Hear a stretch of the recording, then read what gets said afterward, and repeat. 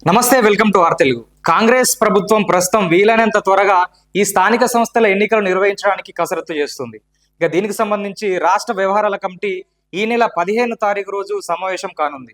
ఏదైతే ఈ బీసీలకు 42% రిజర్వేషన్ అంశం తేల్చిన తర్వాతే ఎన్నికలకు వెళ్తానని చెప్పినటువంటి కాంగ్రెస్ పార్టీ ప్రస్తుతం ఏదైతే కేంద్రంలో ఉన్నటువంటి బీజేపీ ఈ ఆర్డినెన్స్ కు సంబంధించి ఎలాంటి చర్యలు తీసుకునే ఆస్కారం కనిపించట్లేదు కాబట్టి ఇప్పటికే లేట్ అయినది, వీలైనంత త్వరగా నిర్వహించడానికి వీళ్ళైతే ప్లాన్ చేస్తున్నట్టు తెలిసింది.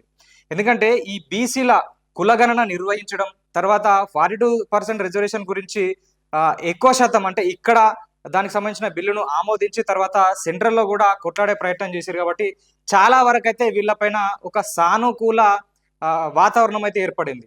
సో ఇదే కరెక్ట్ టైం అని ప్రస్తుతం ఉన్నటువంటి మంత్రులు కూడా వాళ్ళు భావిస్తున్నారు. ఎందుకంటే ప్రభుత్వ పథకాలు అంటే స్టార్టింగ్ లో ఏదైతే పథకాలు ఇంకా అమలు చేయట్లేదని కొంత వ్యతిరేకత ఉన్నప్పటికీ ప్రస్తుతం ఇటు రైతు భరోసా కావచ్చు, తర్వాత రేషన్ కార్డుల పంపిణీ కావచ్చు, ఇప్పుడిప్పుడే స్టార్ట్ చేసినటువంటి ఇందిరమ్మ ఇల్లు కావచ్చు, సన్న బియ్యం పంపిణీ, తర్వాత 3 నెలలకు సంబంధించినటువంటి బియ్యం పంపిణీ చేయడం. సో ఇవన్నీ కాంగ్రెస్ ప్రభుత్వం పట్ల ఒక సానుకూల వాతావరణం అయితే ఏర్పడింది. ఇంకొకటి ఏంటంటే బీఆర్ఎస్ లో ఏర్పడినటువంటి అనిశ్చితి.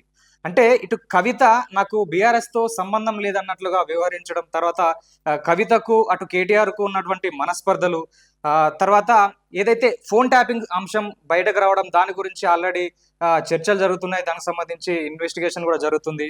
ఇంకొక విషయం ఏంటంటే బీఆర్ఎస్ లో ఉన్నటువంటి చాలా మంది వేరే పార్టీలోకి వెళ్ళడం, మొన్న బాలరాజు అనే వ్యక్తి కూడా బయటకు రావడం జరిగింది, తర్వాత బీజేపీలో చేరడం జరిగింది.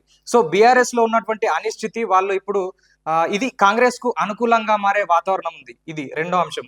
సో మూడోది ఏంటంటే బీజేపీకి ఓట్లు పడవు, అటు బీఆర్ఎస్ ను పక్కన పెట్టే ఆస్కారం ఉంటుంది, ఇటు బీజేపీ. ఎందుకంటే ఈ బీసీలకు సంబంధించి కాంగ్రెస్ మాత్రమే కొట్లాడుతుంది, తర్వాత ఈ బీసీకి సంబంధించి అటు బీజేపీ వాళ్ళు ఎలాంటి చర్యలు తీసుకోవట్లేదు కాబట్టి వాళ్ళు వ్యతిరేకంగా ఉన్నారు అనే అంశాన్ని వీళ్ళు ప్రజల్లోకి తీసుకెళ్తారు కాబట్టి సో ఇది కూడా కాంగ్రెస్ కు ప్లస్ పాయింట్ అవుతుంది.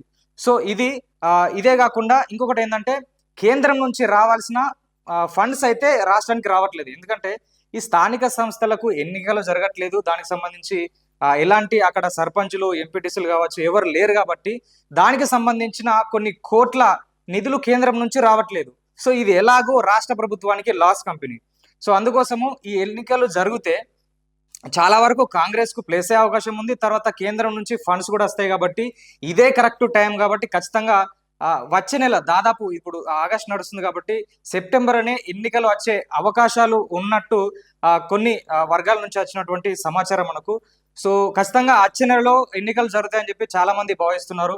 సో ప్రస్తుతం ఉన్నటువంటి వాతావరణానికి ఎన్నికలు వస్తే ఎలా ఉంటుంది, రాకపోతే ఎలా ఉంటుంది, సో మీరేమనుకుంటున్నారో కామెంట్ రూపంలో మాకు తెలియజేయండి.